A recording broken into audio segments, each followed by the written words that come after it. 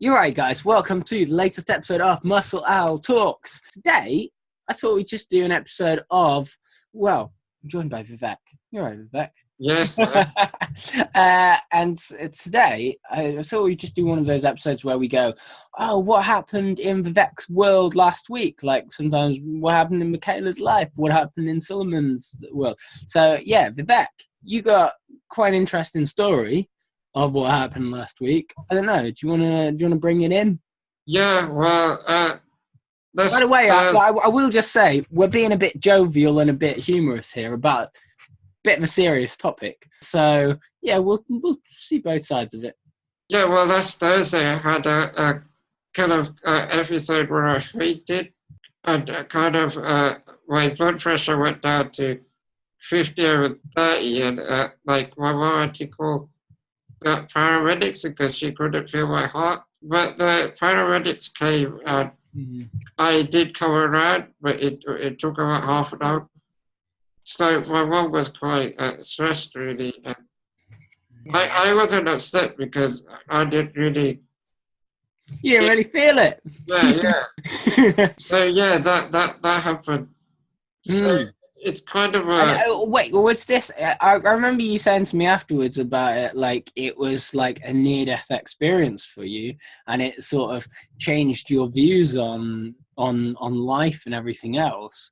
Is that, I don't know, was that the first time that you'd felt you'd kind of come close to death, or you certainly really... Well, I think it was the first time that I was a bit aware of that I kind of maybe experienced that. Because, I don't know, I could hear everything going on and things like that, where I just wasn't, I was just worried. I don't think I was even worried, I was just relaxed. But when I came out of it, I realized that, So you weren't unconscious for this half hour? You were... Well, I was semi there.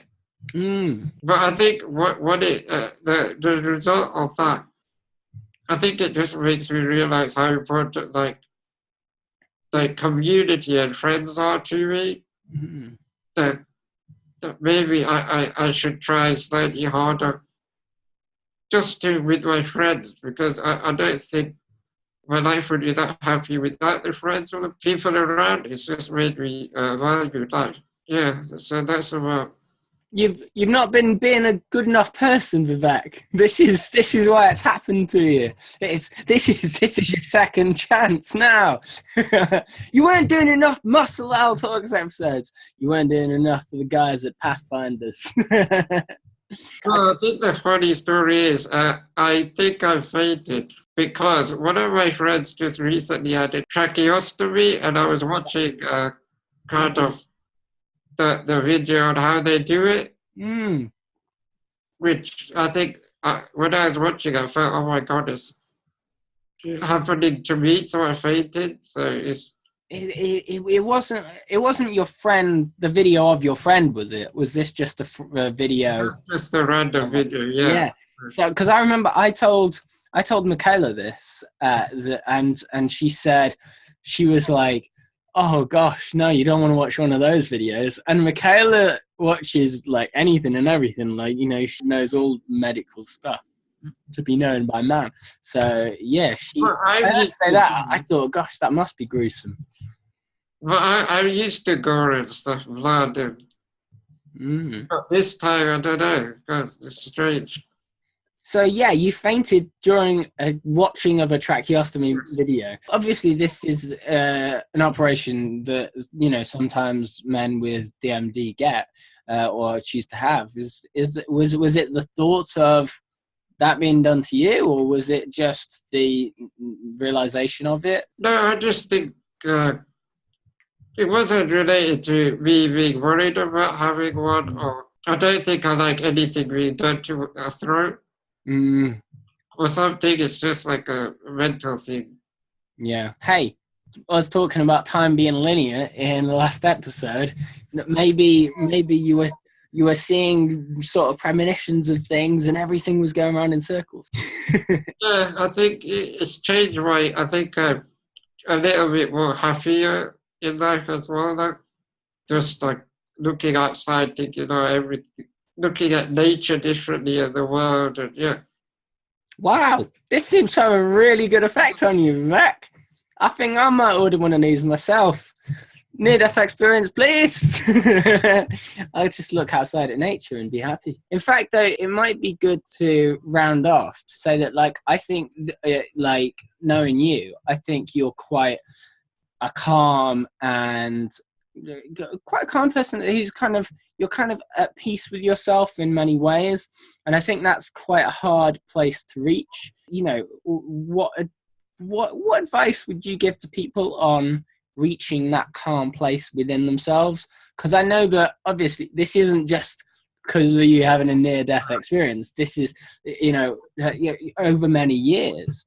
What advice would you give on that level? Well, the advice I'd give, because to get to this calm place, I used to have like anger issues, and I wasn't relaxed at all, but I think it's where I work through sort of certain problems that I find like mentally, because a lot of the problems you have with this disease is not just physical, it's a lot of mental things that you have to kind of get over. So I think that's what helped me, was just looking at them and thinking that I shouldn't worry too much, because there is a lot I can do, and it's just also improves your quality of life. Just letting go of anger or upset or working through. But I also think I've had a lot of people to talk through my feelings, so I think that's helped me a lot as well. Yeah, I think that's always key, isn't it? To being able to talk through your issues and learn from other people and everything else like that.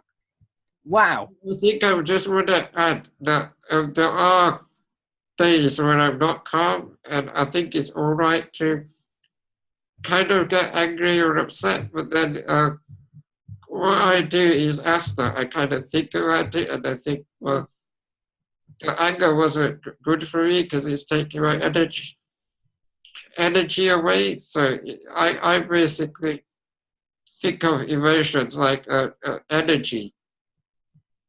So if I'm angry, it takes a lot of energy. If I'm happy, even if you're happy, I don't get too happy. Chill out. Say some of that happiness. No, I like that. I like that idea and that way of thinking. That's certainly something that I use. Like, anger isn't an emotion that I often let myself feel really anymore these days. And I say let myself feel because, we all have permission over that. We have permission to allow ourselves to feel these things. We just have to realize that. And for me, anger is, it's such a cliche to say, it's not, don't give that thing the value of your time or whatever, but there's a lot of reality in that by getting angry you solve nothing, and you don't really feel, you've given away a bit of yourself. So yeah, I think for me it's just about realizing not to care, realizing that life is impermanent, and we don't know why we're here, and this is all mad and magical, and that why am I going to get angry about something? Something happened that I didn't think would happen, or something happened that what I perceived wasn't good, or something happened that I perceived